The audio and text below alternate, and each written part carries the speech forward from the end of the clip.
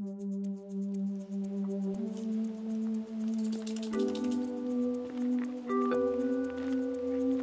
been a long journey to get here to Bungalbin Hill.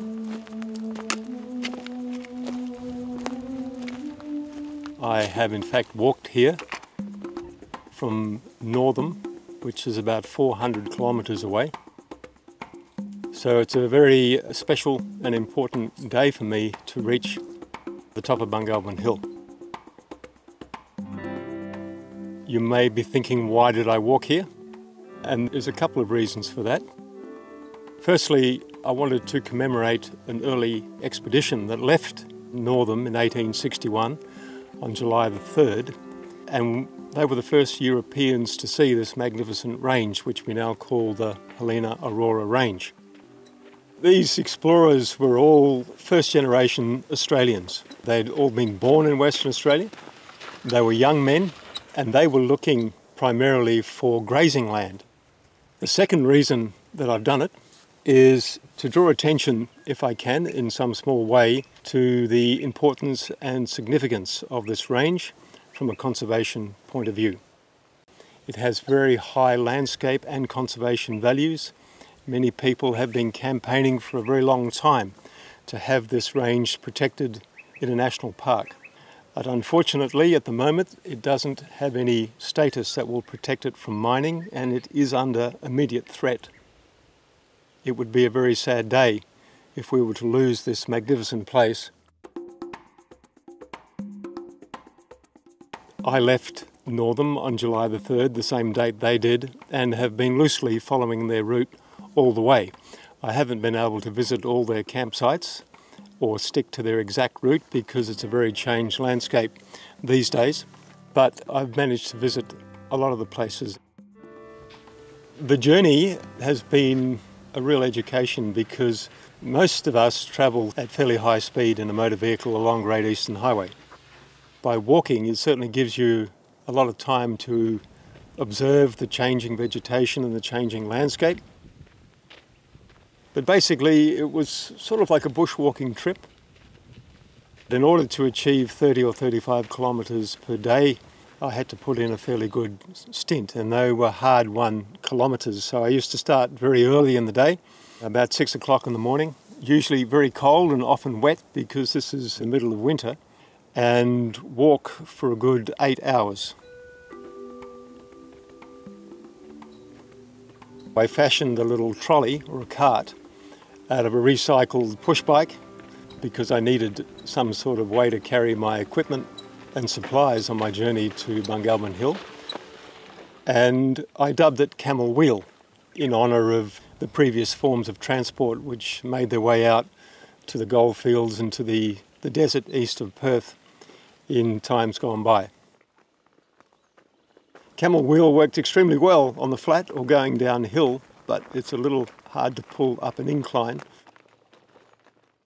I managed to get Camel Wheel bogged in the middle of a salt pan near Hines Hill on the way up, trying to make a shortcut, which turned out to be a bad decision. Some of my camps were very pleasant, others were a bit hair-raising. I remember one camp sandwiched between the standard gauge railway line and the pipeline and Great Eastern Highway, but that was the only place I could find a camp.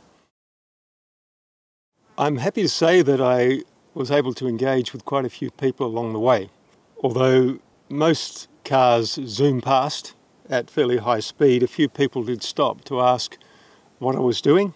I was able to tell them the purpose of the trip and give them information about the Helena and Aurora Range.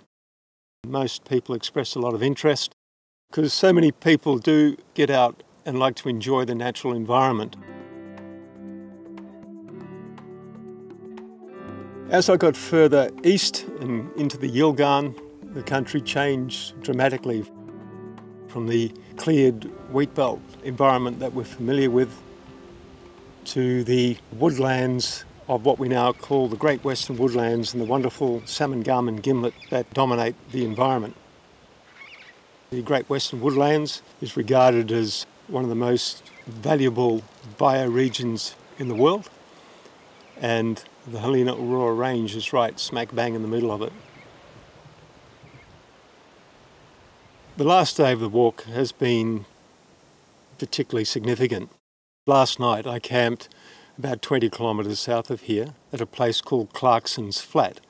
Now, Clarkson's Flat is named after Barnard Clarkson, who was a member of the expedition in 1861, and it is a very open woodland area of red clay, and there's a whole range of acacia trees and sandalwood, and it's just a beautiful place to camp. And I spent quite a bit of time there yesterday afternoon. It was raining on and off, and the sun would come out from time to time, and the trunks of the salmon gums would sparkle.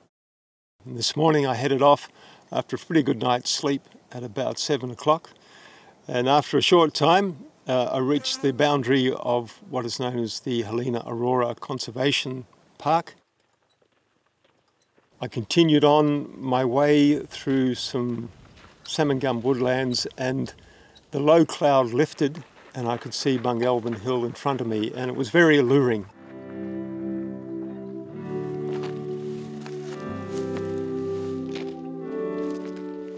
It's particularly special to be on top of Bungalbin Hill. Although I've visited the Helena and Aurora Range several times before, I've never actually been on this particular hill.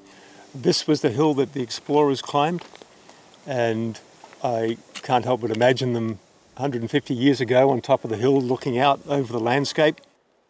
The ironstone rock playing havoc with their compass.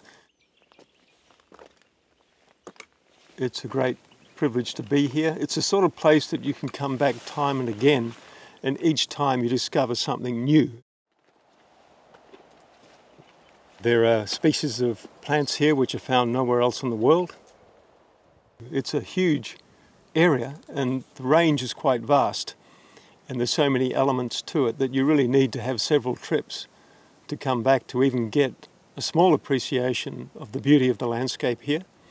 And I will continue to come back here and will continue to campaign in my capacity to have it protected and made into a A-class national park, which it so rightly deserves.